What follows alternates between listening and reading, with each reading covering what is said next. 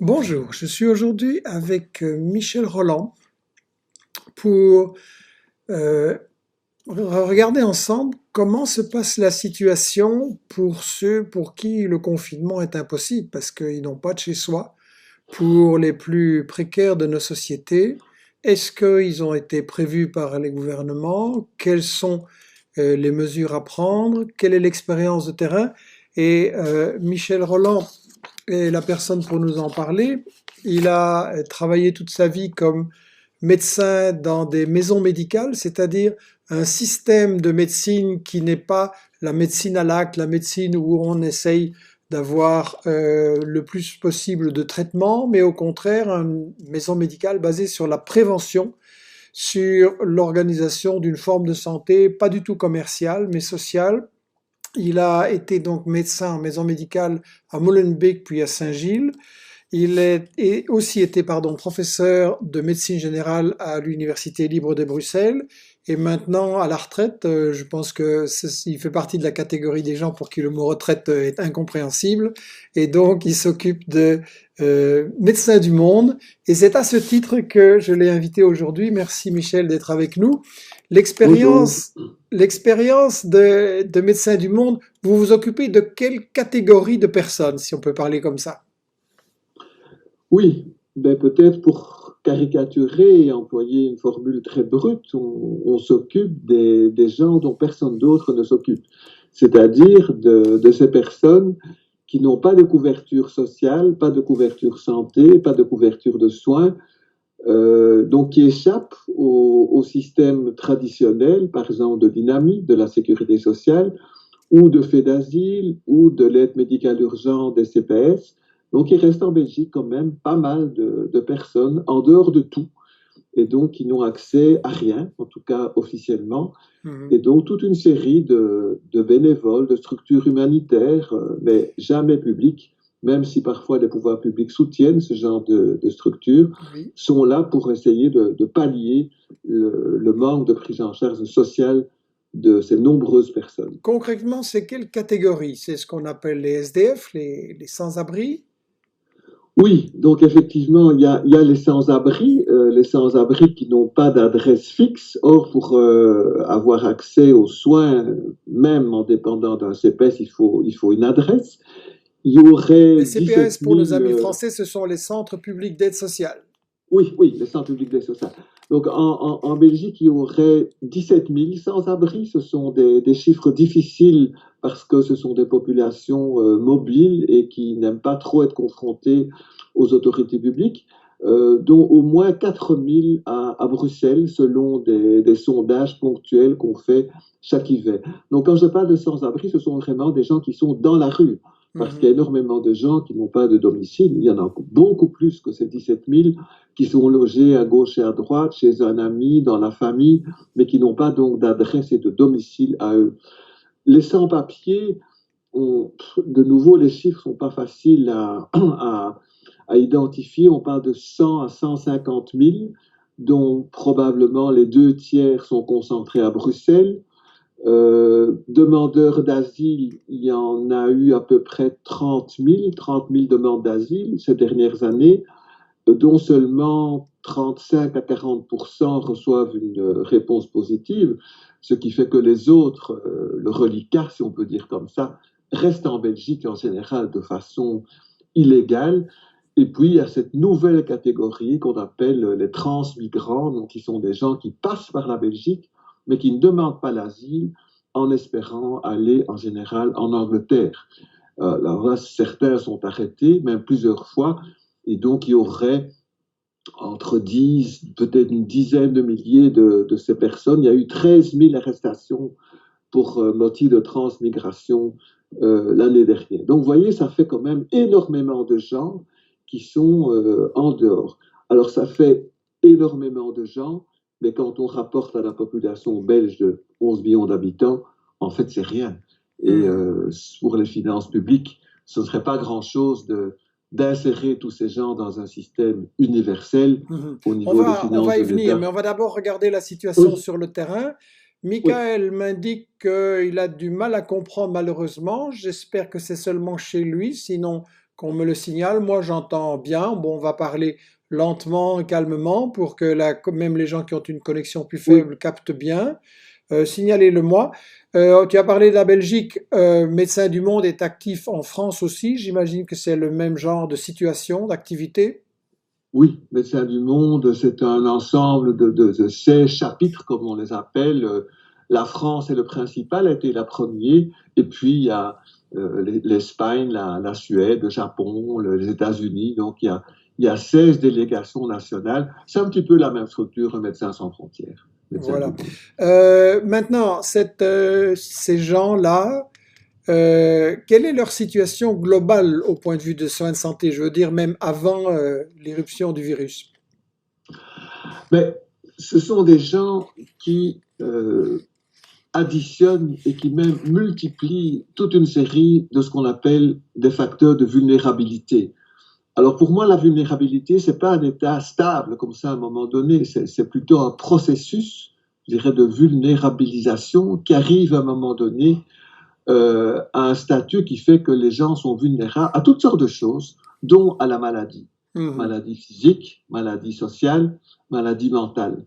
Alors, je ne sais pas si je peux un petit peu développer, ce ne sera pas très très long, Non, non, bien mais les sûr. facteurs de vulnérabilité, ils sont très nombreux.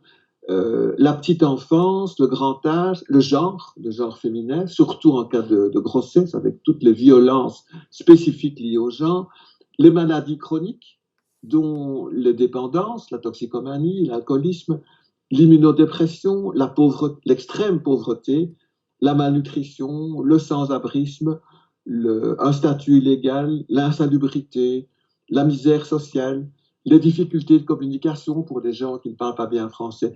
Et ces facteurs ne sont pas additifs, ils sont multiplicatifs. Mhm. Pour prendre un exemple, vous avez un migrant kurde qui parle un dialecte que personne ne comprend sans un interprète. Il a subi plein de violences sur son trajet migratoire et dans son pays et ici en Belgique, des violences policières. Il est addict à l'opium, il n'a pas de statut légal, il est dans la rue, il est logé au plan hiver quand il y a de la place, il souffre de malnutrition, il est diabétique parce qu'il mange très très mal et qu'il est trop gros, etc. Vous imaginez que cette personne est soumise à un risque majeur pour sa Mhm. santé physique, mais aussi mentale. Et c'est de ce genre de personnes-là qu'on essaie de s'occuper, mais pas seulement prendre en charge, qu'on essaie de mobiliser pour qu'ils retrouvent une énergie qu'ils ont en eux, parce que ça, c'est quelque chose d'extraordinaire. C'est la résilience de ces gens qui ont des trajets de vie tels qu'on ne les imagine pas, mais qui sont toujours là et qui se battent pour simplement être reconnus dans leur dignité, dans la personne. Ce sont des êtres humains comme les autres. Oui, donc ce sont des soins et c'est surtout la reconnaissance et le respect humain. Oui. Donc, les soins font partie du respect humain, que tout le monde a droit à la santé, a droit à un logement, a droit à respirer, a droit à manger, a droit à avoir de l'éducation. Ce sont d'ailleurs les grands principes des droits humains. Oui. Est-ce que le gouvernement belge a pris des bonnes mesures pour protéger cette population la plus fragile?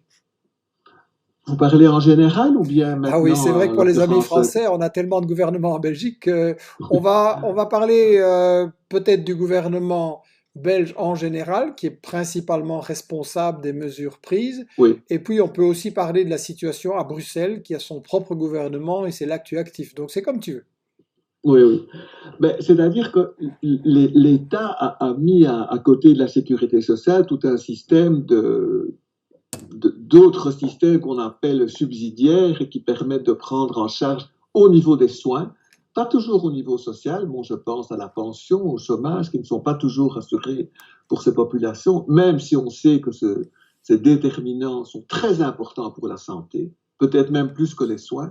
Donc, toute une série de régimes subsidiaires, je pense justement à l'aide médicale urgente des centres publics d'aide sociale, fait d'asile qui est un système de santé spécifique, mais qui n'inclut pas tout le monde. Donc c'est un système qui n'est pas inclusif et qui laisse sur le côté du chemin toute une série de personnes.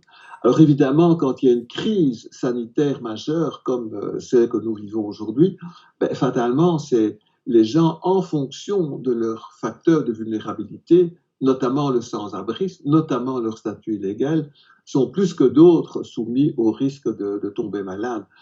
Actuellement, nous suivons effectivement toute une série de personnes dans ces conditions et nous avons commencé depuis très peu de temps à faire du testing. On se rend compte que le pourcentage de porteurs du virus, donc non seulement de malades, mais de porteurs du virus, est très important et c'est certainement beaucoup plus important que dans la population générale. Alors, Ah oui. ça ne constitue pas néanmoins un risque pour la santé. Je tiens tout de suite pour la santé publique. Je tiens tout de suite à préciser cet élément parce qu'on se dit oui, les migrants, ils vont rapporter des maladies. Non, ils sont très mobiles, ils sont très vulnérables, mais en général, ils ont peu de contact avec la population générale. Sauf peut-être avec des bénévoles qui s'impliquent dans la lutte pour protéger, je pense à l'apport du lys, à l'apport citoyen, des choses comme ça. Sinon, ils ne constituent pas un risque pour la santé publique parce que le risque est plutôt quelque chose qui les concerne eux, puisqu'ils se voient entre eux, Ils vivent notamment dans entre la eux, oui. rue, notamment dans les squats, etc. Hmm. Euh, donc, je pense que vous avez donc quand même une population importante. Et sur le site de Médecins du Monde, on voit que vous avez effectué en 5 semaines, déjà un peu plus sans doute maintenant, plus de 1000 consultations. Oui. Euh, Ça veut dire qu'il vous faut de grosses équipes. Vous êtes nombreux pour vous occuper de toutes ces personnes? Alors, on est effectivement très nombreux. Il y a ce qu'on appelle le siège qui assure la logistique, notamment les aspects de communication, les aspects financiers, les aspects stratégiques, mais ça fait, je dirais, une grosse centaine, une 150aine de personnes. Par ailleurs, on peut compter sur 600, 700, 800 maintenant bénévoles. Il y a encore des étudiants en médecine, des jeunes infirmières qui sont écartés de leur travail, qui nous proposent leur aide, plus des tas de bénévoles, des logisticiens, des gens qui s'y connaissent en informatique, qui font de la cuisine, qui peuvent faire des lessives, qui mettent à disposition du matériel, des masques, qui cousent des masques. Enfin, c'est extraordinaire. Donc d'un côté, il y a quand même une certaine carence des autorités publiques, même si on voit qu'il y a des choses qui s'organisent et que c'est un peu l'héritage du passé qui fait qu'on est dans ces situations aujourd'hui. Mais, à contrario, on voit dans la population une implication, un engagement, je dirais une militance incroyable pour justement pouvoir venir en aide, parce qu'aujourd'hui, c'est vraiment venir en aide à ces populations laissées pour compte. Oui, donc 800 personnes qui se sont proposées, malgré les risques, pour venir vous aider ça fait chaud au Oui, cœur, ça c'est... oui, mais c'est c'est... chaque année comme ça, hein, quand il y a le plan hiver, qui consiste à héberger pendant les périodes froides les gens qui sont sans abri, c'est la même chose. Nous avons aussi des centaines de bénévoles qui se manifestent, l'un pour aider à la logistique, l'autre pour faire à manger, un troisième pour nettoyer enfin, c'est vraiment Hmm, extraordinaire, cette solidarité citoyenne qui se manifeste justement dans des périodes critiques. hmm. En période de coronavirus, il y a quand même un risque. Comment faites-vous pour gérer les risques par rapport à vos équipes? Alors effectivement, il y a des risques. Bon, d'abord, nous avons, et je le dis avec un certain sourire, puisque j'ai largement 70 ans passés, nous avons écarté tous nos vieux, parce que effectivement, la mortalité est beaucoup plus élevée due au corona chez les personnes âgées. Et comme parmi nos bénévoles, il y a beaucoup de travailleurs sociaux, de psy, de médecins pensionnés, retraités, nous avons dû les écarter. Donc ça, c'est une chose. La deuxième chose, c'est que nous sommes extrêmement attentifs aux mesures de protection matérielles, hein, les masques, les gants, et aussi de distanciation sociale. Donc, quand il faut examiner, bien sûr, on examine en étant protégé avec des blouses, fait, tout ce qu'il faut. On essaie de respecter les mesures qui sont préconisées pour que les distances entre les personnes. Mais c'est clair que le personnel soignant, malgré tout ça, paye un tribut assez lourd. Donc, quand on voit nous avons quand même des travailleurs qui ont été touchés par le Covid. Heureusement, jusqu'à présent, pas de décès parce qu'ils sont jeunes et en bonne santé. Donc, ils n'ont pas ces fameux, enfin, pas tous en tout cas, ces fameux facteurs de vulnérabilité. Donc, en général, ça se marque par une quinzaine de jours de symptômes embêtants, mais pas mortels. Donc, en gros, on gère. Et je dirais qu'on doit plutôt freiner l'enthousiasme la volonté de militance de nos bénévoles, notamment chez les médecins âgés qui croient, j'imagine, que parce qu'ils sont médecins, ils sont au-dessus d'un virus, mais loin c'est d'être le cas. Et donc voilà. Jusqu'à présent, ça va. Le port des masques protège celui qui le porte, surtout d'une contamination pour les autres. Donc en Oui, fait, le virus circule à la fois dans certains cercles, mais aussi est transmis aux autres. Et donc les soignants doivent faire très attention parce qu'étant porteurs éventuellement, ils peuvent transmettre le virus aux gens dont ils s'occupent. oui, c'est un problème qui se pose d'ailleurs dans l'actualité. C'est qu'on nous dit en France et en Belgique, retournez au travail, mais déjà, il n'y a même pas de masque pour tout le monde, donc comment est-ce qu'on va faire? On va se débrouiller. Et ensuite, les masques empêchent de contaminer ses voisins, mais ne protègent pas la personne qui travaille ou qui se déplace. Donc, mais bon, c'est un autre thème quand même, Ça, mais c'est un autre beaucoup thème, de gens se posent des effectivement. questions, hein.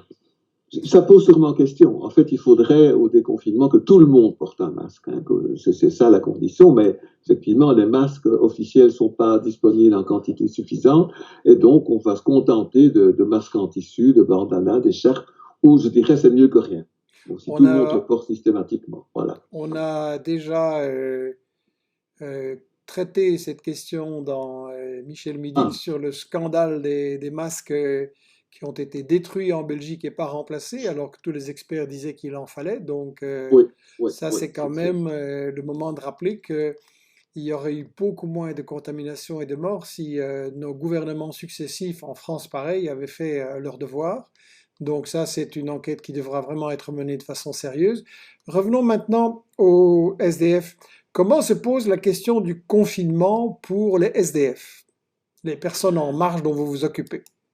ben justement, tu viens de le dire au début de l'entretien, quand se confiner chez soi, quand on n'a pas de chez soi, ben c'est une impossibilité.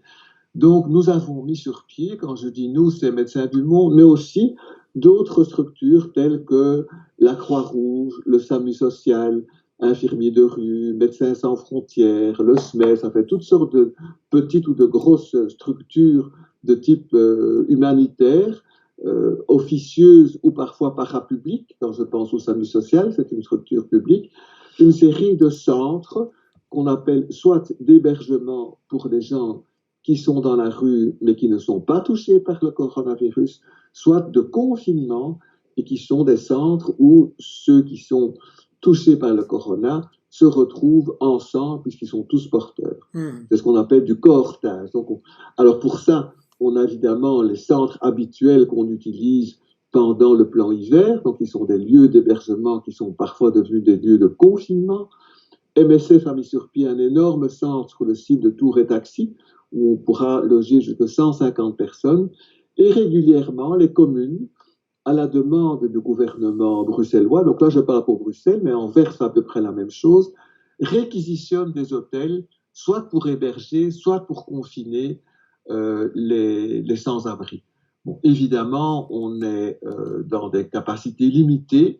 En confinement, ça va, mais en hébergement, toutes les places sont déjà occupées et donc on est arrivé à une certaine saturation et donc il faudra continuer Mais il y a quand même ces beaucoup de mal. logements et de bureaux inoccupés dans une ville comme Bruxelles. Il y a énormément de logements et de bureaux qui sont Ah oui, ça inoccupés. bien sûr, mais ça ce n'est pas que au moment du coronavirus qu'on s'en rend compte, ça c'est une constante et effectivement il y a des endroits qu'on pourrait réquisitionner, il y a de la spéculation immobilière et je dirais ça c'est un véritable scandale dans la mesure où nous devons chaque hiver organiser des lieux pour simplement loger des gens qui n'ont.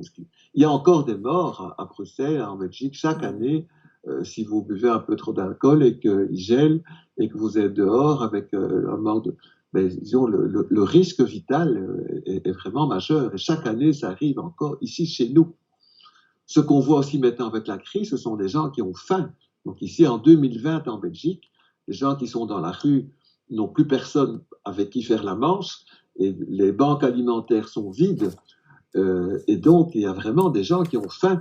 C'est pour ça que nous avons mis sur pied un pôle de jour dans une auberge jeunesse qui a aussi été réquisitionnée avec possibilité de distribution de repas, des machines à laver pour laver les vêtements, possibilité de prendre des douches, donc vraiment des choses élémentaires, donc qui sont vraiment des éléments vitaux pour n'importe qui, quel que soit son pays. Alors, Isabelle nous demande, pouvez-vous lister sur le mur, sur la page Facebook, les adresses de confinement pour les sans-abri?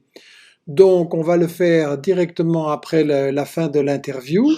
On va Oui, rester en contact et je posterai sur la page Facebook les adresses ou l'adresse de contact pour le savoir.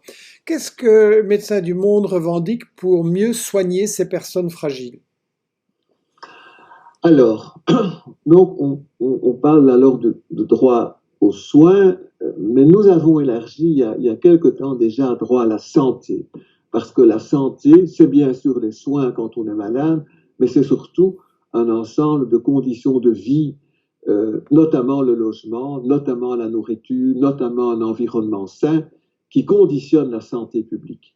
Donc je dirais des déterminants non médicaux pour la santé et des déterminants médicaux de soins pour la maladie. Et c'est très important de mettre les deux en parallèle. Ce que nous revendiquons pour les soins, c'est une couverture universelle, c'est-à-dire un accès inconditionnel pour tout le monde à des soins de qualité et les mêmes soins, ce qui implique évidemment une sécurité sociale universelle aussi.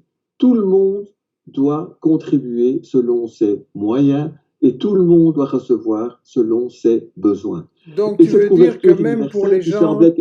oui, pardon. tu veux Oui, dire que même pour les gens qui n'ont pas de quoi payer, qui ne oui, sont pas inscrits dans un système de sécurité sociale, etc., qui sont nulle part, on va dire, même pour ces gens-là, vous revendiquez absolument, des soins absolument, de qualité.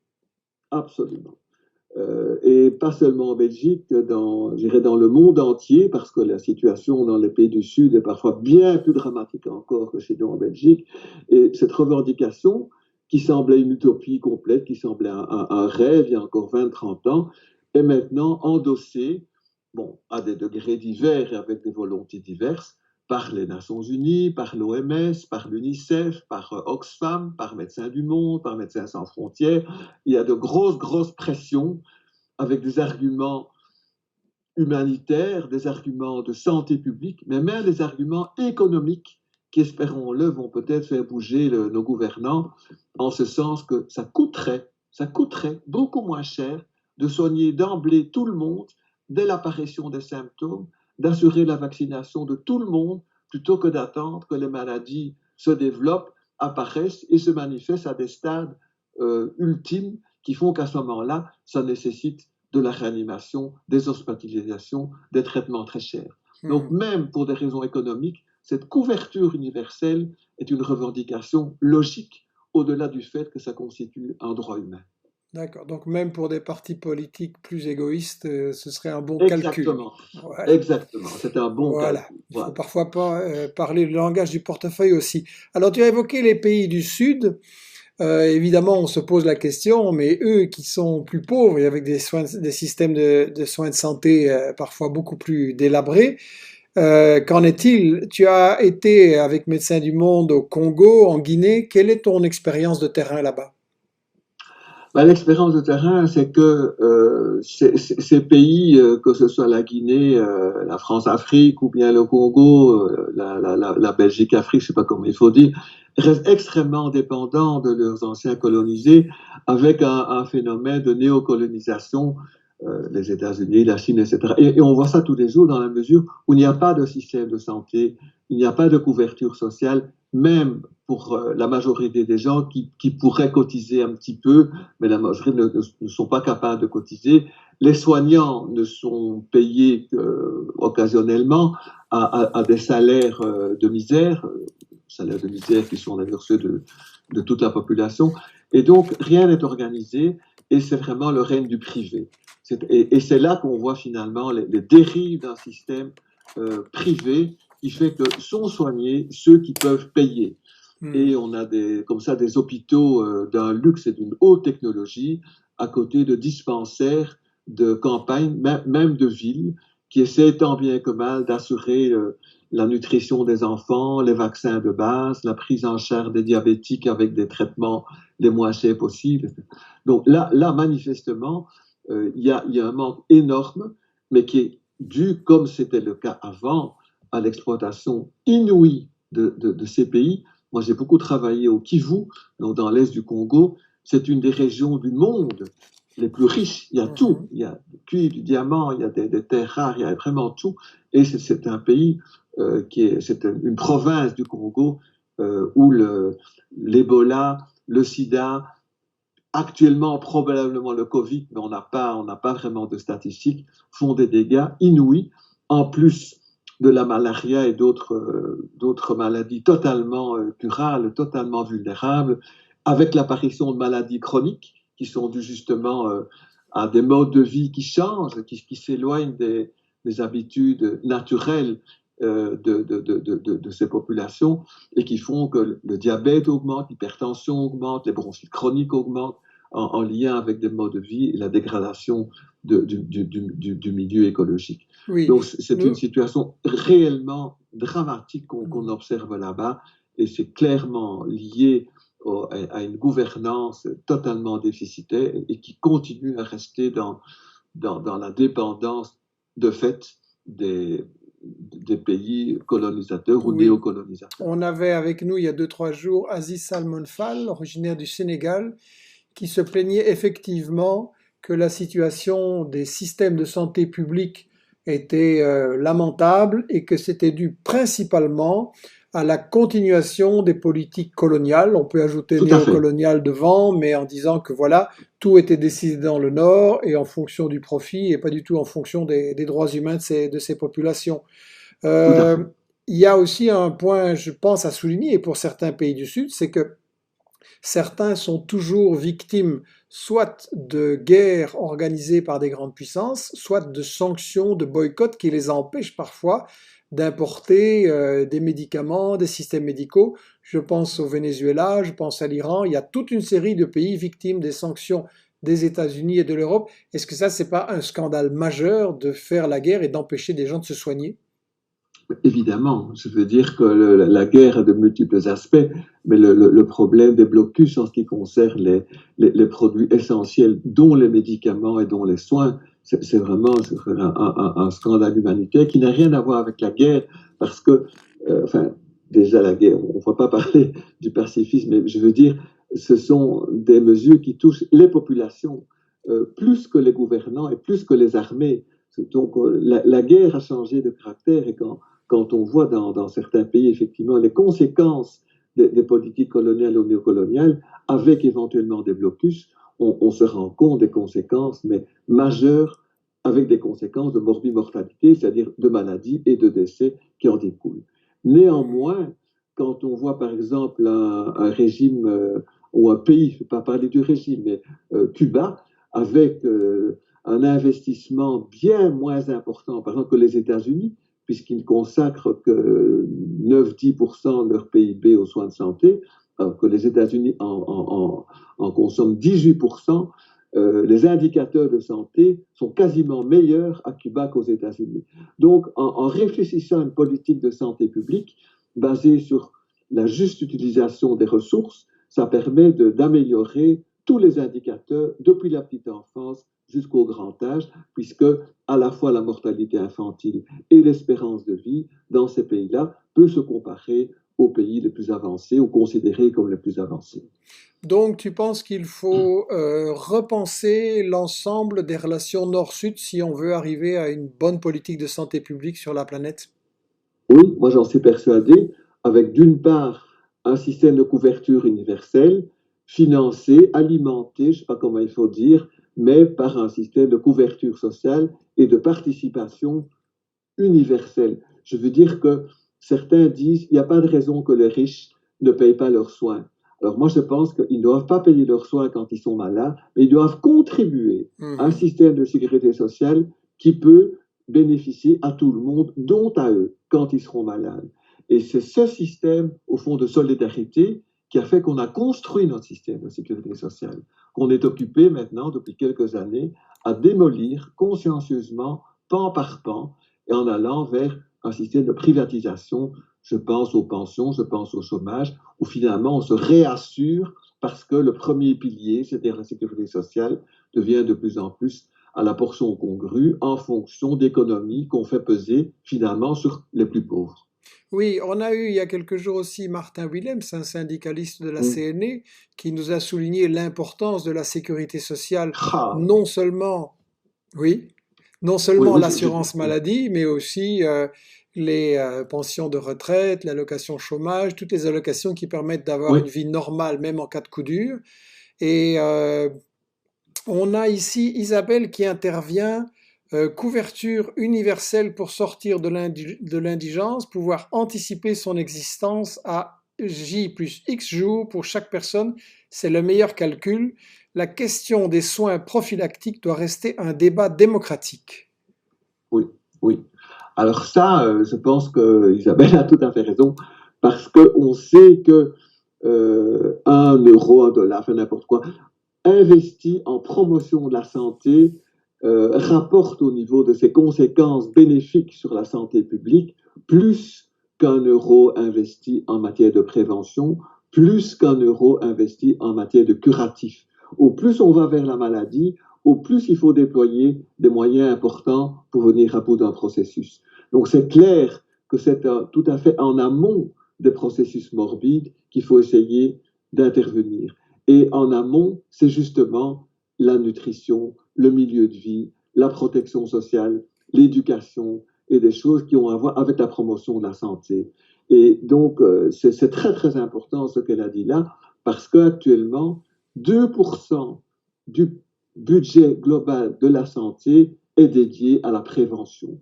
En plus, on a régionalisé, communautarisé ces matières, ce qui fait que le fédéral, je dirais, bouffe tout le budget de la santé en curatif pour des interventions qui ne sont pas toujours de la plus grande efficience. Hein, on pourrait parler notamment des médicaments, de certaines interventions dans des cliniques privées, du prix des soins, de ce qu'on appelle l'hôtellerie, c'est-à-dire le fait de devoir loger les gens dans les hôpitaux. Et donc, non seulement il y a une gouvernance globale du système de soins qu'on pourrait remettre en question, mais il y a une dérive vers le curatif, tout ce qui est médical, surtout les gros hôpitaux, les grosses technologies, au détriment de la prévention et de la promotion de la santé. C'est tout Si je, à fait exact. si je lis entre les lignes, tu es en train de me dire qu'en fait, pour une partie des professions de la santé, il vaut mieux des gens malades qu'il faut soigner longtemps plutôt que des gens qu'on a empêchés de tomber malades. Mais bien sûr, mais bien sûr, alors je ne dis pas qu'il y a une perversion qui fait que ce sont des systèmes qui se construisent en fonction de cet objectif, mais le résultat est celui-là. Mhm. Et finalement, le résultat implique que l'intérêt, à un moment donné, ne peut être que mis en évidence et continue, je dirais, à profiter à ceux que le système arrange bien. C'est évident. Je pense aux firmes pharmaceutiques qui ont toujours constitué un de mes grands combats, parce que là, effectivement, il y a une gabegie de moyens financiers absolument incroyable et une démission du public, je veux dire des systèmes publics, des universités qui pourtant ont des moyens et développent une recherche de qualité, mais qui finalement dérive vers le privé, qui finit par déposer les brevets et qui implique des Mais prix totalement c'est très très grave prohibitifs. ce que tu dis là, parce que tu as été professeur dans une université très réputée à Bruxelles, celle où j'ai fait mes études d'ailleurs, et tu es en train de nous dire que on n'est plus au service du public, mais au service du profit des firmes pharmaceutiques là. Je n'irai pas jusque-là, c'est-à-dire que la recherche publique est de grande qualité, mais à un Mhm. moment donné, par exemple, les molécules de base sont récupérées et au prix de quelques petites modifications vraiment très très mineures, un brevet est déposé par une firme et c'est évidemment cette firme qui se base du brevet et l'est protégée pendant 10 ans va faire les énormes bénéfices. Il n'y a aucune fabrique publique de médicaments. Il en avait été question par rapport au générique. Et il y a un de mes collègues qui, tout récemment, au vu de cette crise du Covid, a remis sur le tapis l'idée d'une régie publique pour assurer à la fois la distribution des matériels, je pense aux masques, hein, avec le fiasco qu'on a qu'on a pu constater, mais aussi peut-être une régie des médicaments pour assurer un juste prix. Effectivement, ça coûte cher la recherche dans cette matière, mais certainement pas aussi cher que ce que les films veulent mettre en avant. Mhm. Alors justement, on a parlé des médicaments et du pharma business. Et en préparant l'émission, j'ai constaté que Médecins du Monde avait, je montre l'affiche, avait lancé une campagne d'affichettes disant, on les lit ici, une leucémie, c'est en moyenne 20 000% de marge brute. Seul 1% des Français peut se permettre d'avoir une hépatite C. Et sur les affichettes que le public est en train de voir maintenant, il est indiqué que cette campagne a été censurée pour ne pas fâcher l'industrie pharmaceutique. Ils ont beaucoup de pouvoir là. Alors effectivement, ils ont beaucoup de pouvoir parce que dans la structure d'un État, enfin au niveau des infrastructures de l'État, pour employer ce mot, le poids économique de l'industrie pharmaceutique, spécialement en Belgique et en France aussi d'ailleurs, mais en Belgique c'est très très fort, a vraiment une importance majeure. Alors on n'est pas parti au combat d'une façon globale contre cette censure, mais on a isolé un des points qui était le traitement contre l'hépatite C, puisqu'aujourd'hui il y a un traitement contre l'hépatite C, que l'hépatite C touche préférentiellement des populations vulnérables, telles les toxicomanes, et donc on a attaqué la firme qui venait de déposer un brevet, qui avait reçu d'ailleurs un accueil favorable au niveau de l'Office européen des brevets, et on l'a attaqué pour contester toute une partie de l'innovation thérapeutique, puisque ce dont je parlais tantôt avait été appliqué vraiment au sens strict du terme par Gilead, donc cette fameuse firme, pour déposer un brevet, alors que l'essentiel de la recherche avait été faite au niveau de structures publiques. Et on a gagné. C'est la première fois, je pense, que l'industrie a dû baisser les bras. On n'a pas gagné totalement, puisqu'il y a toute une partie du brevet qui a été retiré, mais certains éléments ont été conservés. Mais je veux dire, c'était véritablement une claque dans la figure de l'industrie qui, pour la première fois, face à un office européen des brevets, qui, je ne vais pas dire, est à ses pieds, mais qui est quand même hésite à deux fois avant d'attaquer ou de reconnaître un défaut au niveau des firmes, c'est vraiment la première fois. Donc, effectivement, on a lâché sur... mais c'est du Monde France, parce que c'est eux qui avaient lancé la campagne, a lâché sur la censure, parce que c'est une véritable censure dont on était l'objet, dont on était la victime, mais on a continué sur l'hépatite C, sur le sofosbuvir, donc qui est ce fameux médicament, et on a gagné, et on espère bien refaire des actions de ce type pour, in fine, ébranler un petit peu cette toute-puissance du Big Pharma. Il faut savoir qu'un blockbuster, donc c'est un médicament qui rapporte 1 milliard par an et pendant plusieurs années, et que certaines firmes ont à leur disposition plusieurs blockbusters qu'on pousse évidemment par la communication, par tout ce qui est les techniques, même d'aller voir les médecins en particulier en face à face pour leur faire vendre.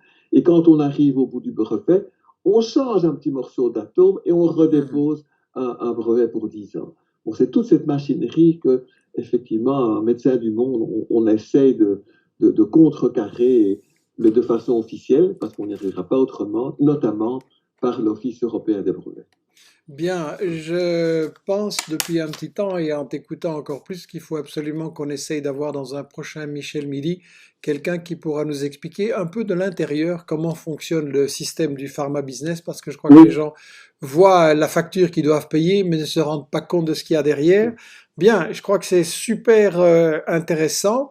Je crois que bon, les commentaires sont très positifs et je crois que les gens peuvent se rendre compte avec cette crise que c'est pas seulement un problème de virus, c'est pas seulement un problème de médecine, c'est pas seulement un problème de recherche scientifique, mais c'est un ensemble de facteurs dans la société qui font que ça s'est produit, qu'on n'arrive pas à lutter comme il faut, qu'il y a des secteurs de la société qui sont absolument pas protégés ou des pays du Sud.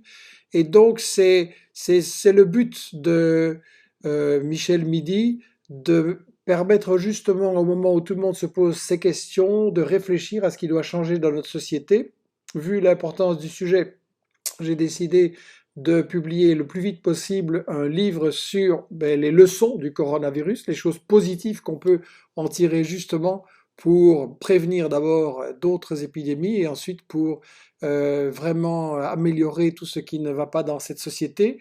Bien, on va conclure bientôt. Je vois qu'il y a beaucoup de.